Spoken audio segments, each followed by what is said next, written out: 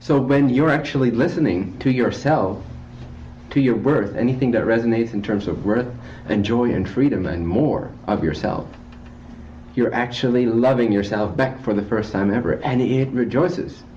It says thank you. It actually says thank you. It's not like, oh, it doesn't need that. No, it does. Just like you, as the kid that you are in an adult body, need, or yeah, in a sense, need the love. And when you are given an act of love like that, that your heart melts like, I almost can't believe that I got this love from you, or that I received this, whatever, maybe it's just a compliment, or that just hits the right string and makes you feel, worthy again for a moment. That's, in a sense, that's the same way the higher self feels when you start paying attention and you start thanking it for its signs instead of blaming it, and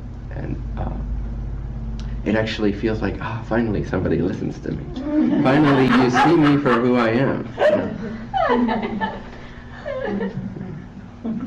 So you can build that relationship with yourself, and it's really enjoyable, it's really pleasurable, it's really deeply enjoyable and loving, and gives a lot of meaning to your life. And that's when things start to flow, like circumstantially, because you start to listen.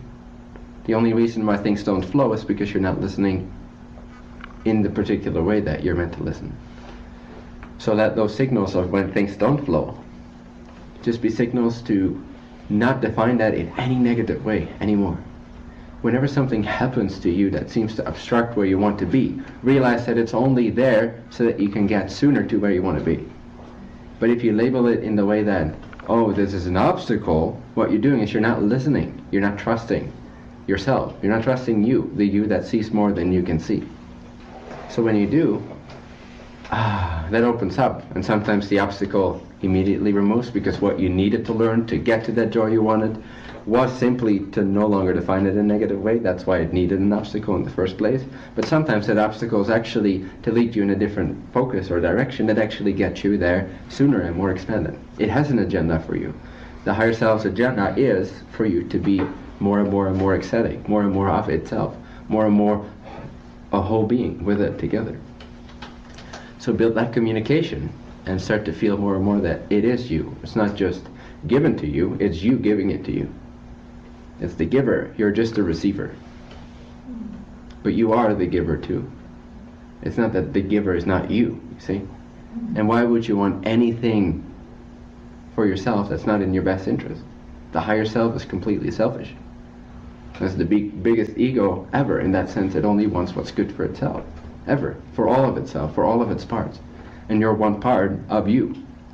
And so you want all that's good for you. So when something happens in your life, and you don't label it in a way that's actually thankful and that doesn't see it, if you're labeling it in a way that doesn't see it as a way to move into even greater bliss, but you see it as a way to move into less bliss because you're less worthy, and it means, life doesn't work and you're not worth it, When you're doing that negative labeling, that's actually when you stop the flow. That's when it stops working. It doesn't stop working, it just starts working in the opposite direction. So if you start appreciating the gift that at first glance may seem negative, because that's how we've learned to label that particular situation, and all the bystanders would agree, oh my God, did that happen to you? Oh, I'm so sorry. He's such a bastard, or she's such a slut, or whatever. But if you don't go into that negative game, if you see that everything that happens in your life is given by the higher you with only one interest, one selfish interest, to create more joy for itself, for you. And you are you. You are you, you are you. As one you. The only place where it doesn't seem to be one you is because we've turned that into a difference. But there's only one you. It's the whole of you. So if you start to listen to the whole of you and realize that everything that happens in your life is with the best intention and with the best outcome if you learn to listen, then it's impossible. After a while it becomes impossible. I'm not saying it never happens anymore here, but it becomes impossible more and more in more and more themes of your life, in more and more areas of your life, to see it as a negative thing. When something happens that everybody else calls negative and everybody else pities you for it, it's like, why? No. This is the best thing that can happen right now. And if you really start to see it in that way, you really start to experience it in that way.